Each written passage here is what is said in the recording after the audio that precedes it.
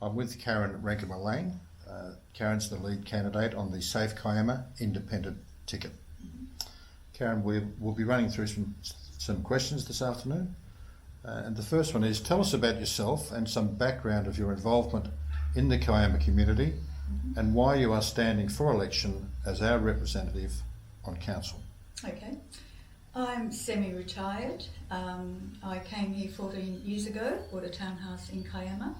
I lived between Kiama and Canberra for a while, but have called Kiama home since 2010. My qualifications include a Bachelor of Information Technology and a Master of Science. I have worked for 30 plus years in the communications, telecommunications and IT sector for private enterprises and also for federal government. During my career, I have repeatedly had to deal with complex legislation, regional boundary dependencies, and contested value judgments. These are all attributes that you need as a councillor on Kiama Council. While working for the Department of Immigration and Citizenship in the early 2000s, I participated in multinational government initiatives related to cross-border identity fraud. I worked with senior officials and representatives from other countries to formulate policy and to develop business and technical solutions in this area. Later, I was the technical lead of the Council of Australian Governments, a COAG initiative related to water trading. And since semi-retiring, I have participated in over 25 project assurance reviews across many federal government departments. I am actively involved as a volunteer in several community groups. As a member of the Kiama Council Planning Committee, I've contributed to the development of the Kiama Town Centre study and the local strategic planning statement.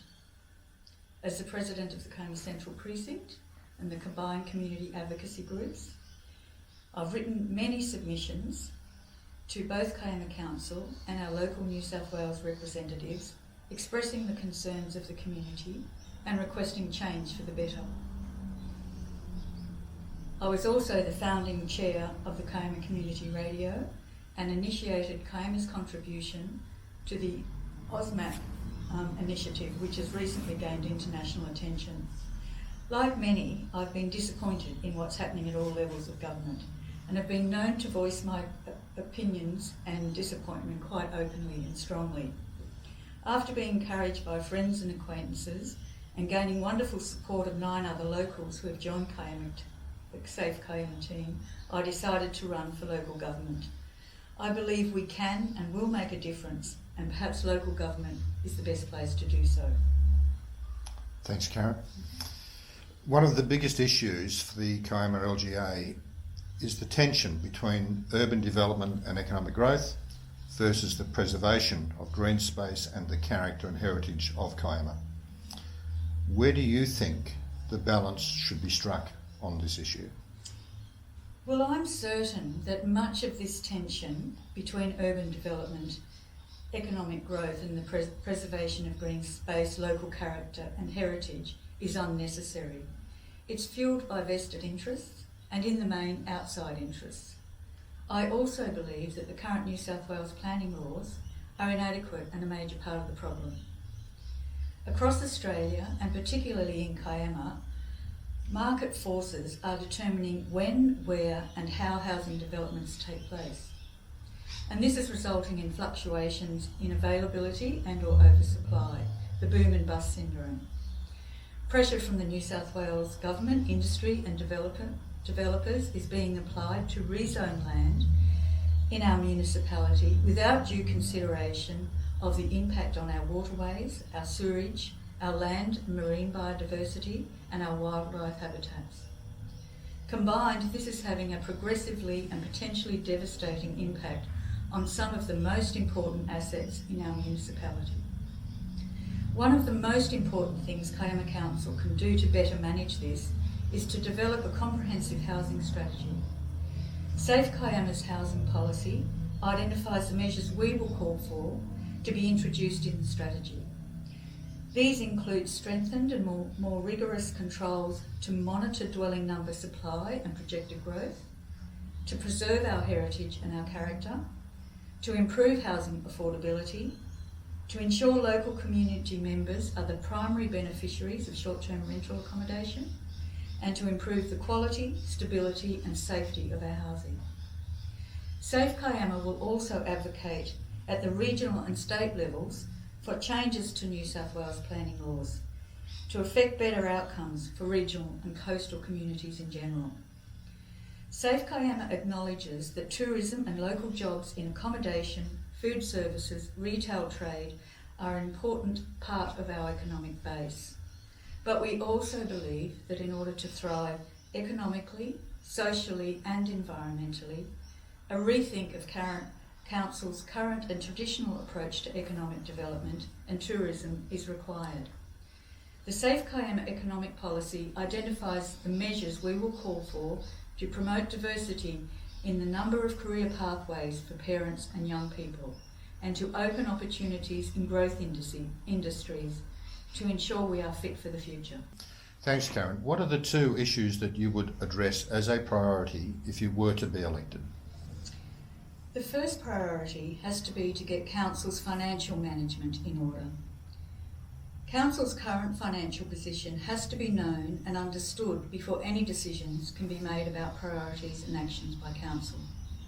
We also need to ensure that Council staff have the skills necessary to better manage our finances, to develop, monitor and enact a 10-year financial management plan. Some of this work has already been commenced with the appointment of the new CEO and the Economic Review Committee, and Safe Kiama are encouraged by this. When elected, we will work to ensure the recommendations and actions proposed by the review are implemented, and we will call for measures to ensure Council's finances continue to be well managed and our financial position remains transparent, easily accessible and expressed in terms that can be understood by all. Safe Kiama will also call for measures to encourage diversification of our economic base, as detailed in our economic policy and in the answer to my previous question. The second priority will be a call for action.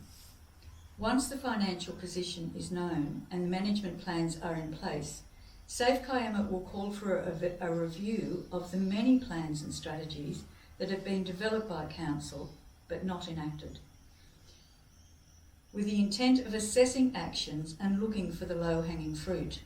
The actions that are still current have merit based on community priorities and can be readily implemented without undue cost.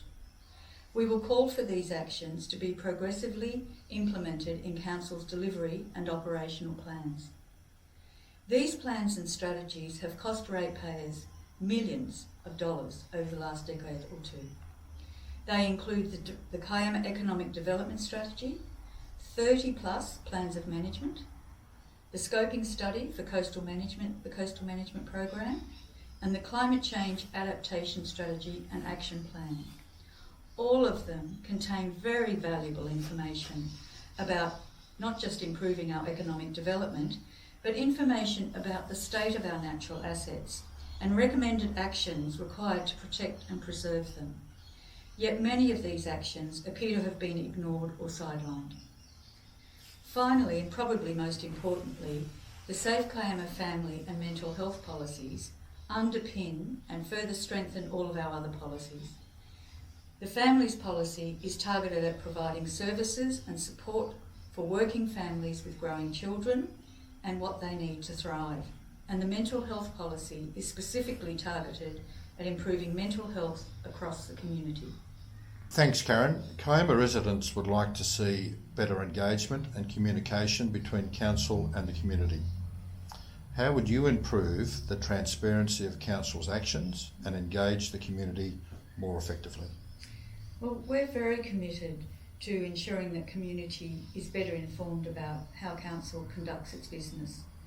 Community members have a right to know who's in the room when the big decisions are made, to know who's accountable and who's responsible for the consequences of those decisions. They also have a right to information that is quickly accessible and readily understood. In response to this commitment, Safe Kiama will call for changes to ensure that, and I quote from the Community Engagement Strategy, the greater impact an issue has on the community, the more comprehensive the style of engagement will be. While Safe Kiama acknowledges that Kiama Council has been very proactive at community engagement during the last 2 years, and that this engagement has led to the inclusion of very positive actions in strategies and plans, it amounts to little if these recommendations are not enacted. In addition to the review of our strategies and plans and a call for action, as stated in the response to my previous answer, Safe Kiama will call for mechanisms, such as online polling or voting, for community members to participate and have their say on particularly important or contentious matters. We will also call for evidence-based policy decision-making as a matter of principle, council committee meetings to be conducted in a more consistent, open and democratic way, for council staff to be adequately resourced to respond to requests for assistance and access to information, and for updates to the council website to improve accessibility, and in particular for conforming with accessibility standards for the visual or hearing impaired. Kiama is one of the wealthiest municipalities in Australia, and Australia is one of the wealthiest countries, if not the wealthiest, in the world. We have the capacity, the local knowledge, and the professional expertise at our fingertips. Community participation engagement should harness that. I absolutely believe that we can have economic growth that preserves and protects our natural habitats, wildlife, green space and local character and heritage. Thanks, Karen. Would you like to raise any other issues? Yes, perhaps one more issue I would like to raise is around the councillors and the council as a whole, the council body as a whole, role in governance of the council and in acting like the board of directors of a company. And I think the challenge there is understanding the differences of those roles and in harnessing the talents and the knowledge of our senior staff, but in making sure that we effect good governance around it and that we ask the right questions and we demand evidence if we're not confident that anything in a report doesn't have all the evidence needed to make a decision. Okay. Thanks, Karen.